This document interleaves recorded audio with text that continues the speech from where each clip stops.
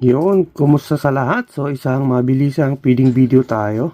So, meron ako dito mga natirang, tawag dito mga crickets. Yan, papakain ko dito sa aking mga slings. So, nandito yung Augacephalus esendami. So, ito ay isang juvenile female. Yan. Pakakainin natin mga idol. Yun! Bumagsak, tumalon sa kanya yung cricket. Napaka-solid. Nice takedown mga idol. Yun o. Ito pa isang Augacephalus esendami. Tapos ano siya, kakamolt lang. Sobrang ganda ng kulay mga idol. Kung makikita nyo.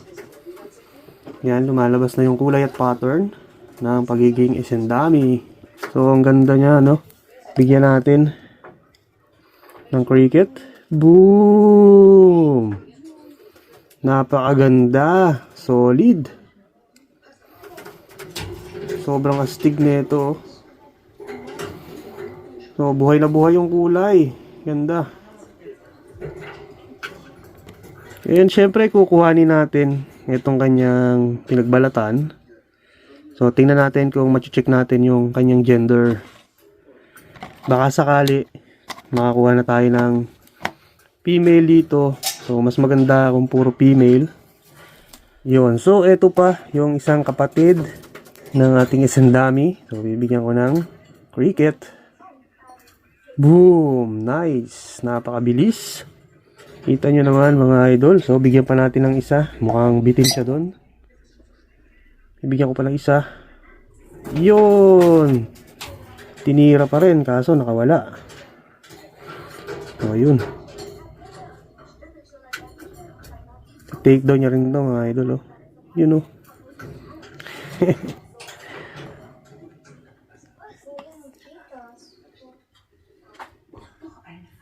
Ganda. So, hindi ko muna pino-for sale itong mga esendami natin.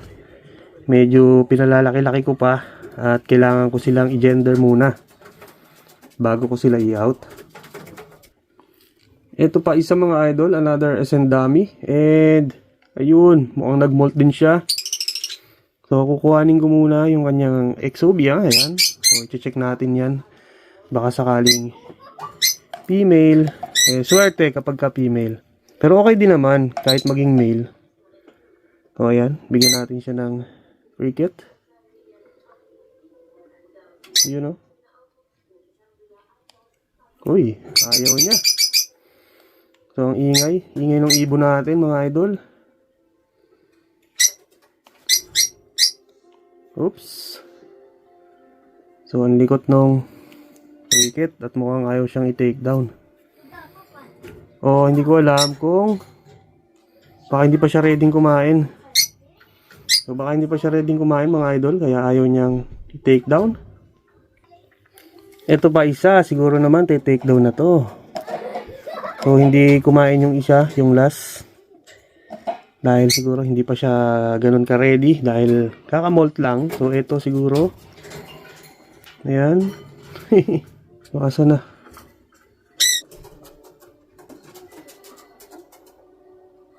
Yun. So, siya na yung lumapit sa gagamba natin, oh. Nice. So, ang ganda-ganda talaga ng kulay. Pinapainlove ako nitong mga esendami na to. Ganda. So, sila ay siguro ng mga ano na, mga 1 cm body length to 1.5 cm. So, ito pa yung isa at mukhang nag-molt din siya mga idol. Tingnan natin kung machi-check din natin to. So, bigyan natin ng cricket. You know. Yun. So, napaka-wild nung pagkaka-takedown niya. Yun. So, kita nyo naman. Sakmal na sakmal. Labas ang katas. So, ito pa isa mga idol. Kaya lang, bad news.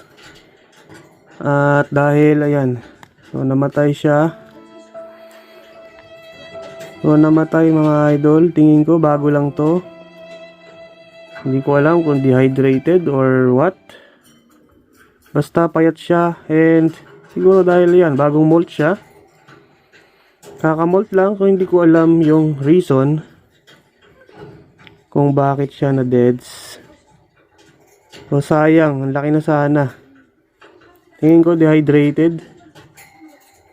Ayan o, kasi sobrang liit ng abdomen niya mga idol. So ito, isang nakakalungkot na mga pangyayari no, sa ating hobby, sa pag-aalaga natin. So hindi natin maiiwasan na meron talaga mga ganitong casualties. So sayang kasi ang laki na. Yun lang, nalungkot ako bigla. Pero ito mga gantong pangyayari mga idol ay hindi ito yung magiging dahilan para tumigil tayo sa pag-aalaga, pagkikip, pag-breed ng mga tarantula, no? So kasama yan sa hobby natin. Merong nawawala, syempre, merong pumabalik, may nadadagdag. So yun, next tayo. So, itong next mga idol, Yuatlus Cream Cos. At freshly molted din siya. Pero tingin ko ready na to para to make down. Bigyan natin ng cricket. Uy! Hindi niya inatake. So, hinawakan niya lang. Pero hindi niya tinuloy yung pag-take down. So, try natin. Bigyan ko pa isa. Ayaw! Siguro hindi pa to ready para kumain. So, kukuhanin ko ulit yung cricket na binigay ko. And syempre kukunin natin itong exuvia niya at baka sakaling ma-check natin yung gender and makakuha tayo ng female. So swerte, may bibenta natin ng magandang presyo pag female. Pero syempre hindi ko pa to ibebenta. For keeps ko muna to. Ito mga idol, another cream cos. Tingnan natin kung take down siya. Bigyan natin dito ng cricket. Yun! Hinabol-habol niya. Hindi niya lang nakuha. Yun! Hinabol oh. Grabe.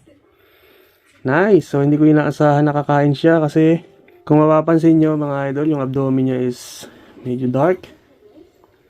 So mukha siyang pre-molt. Pero hindi pala.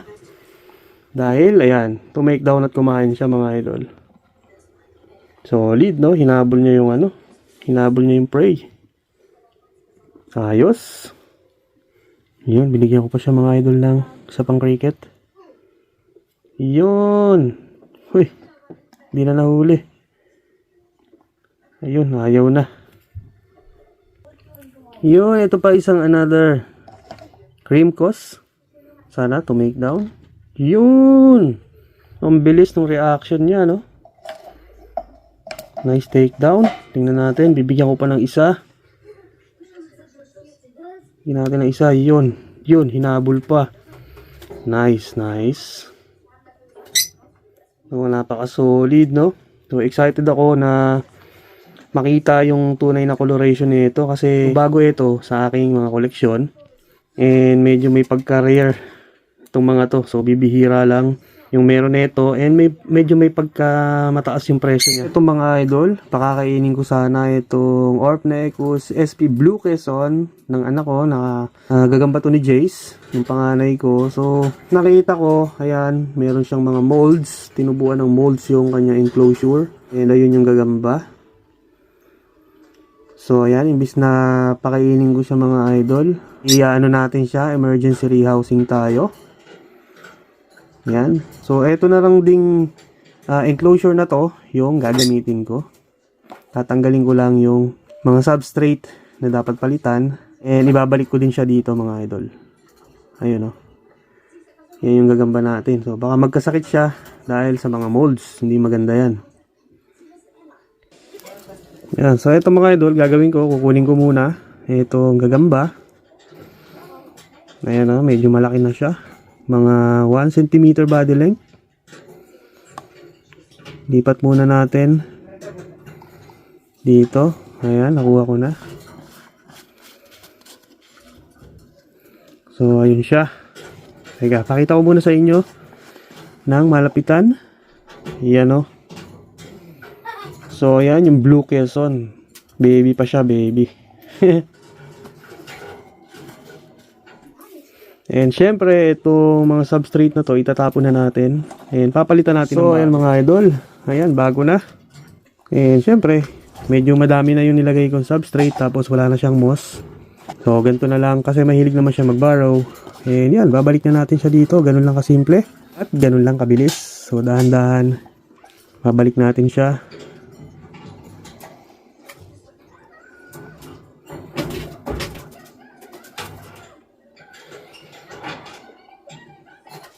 Yan. So, bago na yung kanyang substrate. And, ayan na siya. Siyempre, tatakpan na natin dahil baka takpan pa to ng iba. Baka makatakas mga idol. Pero, bago yon, huhulugan ko siya muna ng cricket. Yan, para makapag ano na kagad siya. Makapag-settle na agad siya dito sa kanyang bagong substrate. Yun. So, ganun lang kasimple, ganun lang kabilis mga idol. Yung pagre-rehouse. Ayun. Nagbabarrow na agad siya, oh. Gumagawa na agad ng barrow. So, itong mga ganitong gagamba kasi talaga is mahilig maghukay. Gumagawa sila ng tunnel underground. So, yun lang muna para sa araw na to mga idol. Sana ay nag-enjoy kayo at nagustuhan nyo yung ating mabilisang feeding video and rehousing. Yun lang. Hanggang sa muli, abangan nyo yung next feeding video natin. Bye-bye and God bless sa inyong lahat.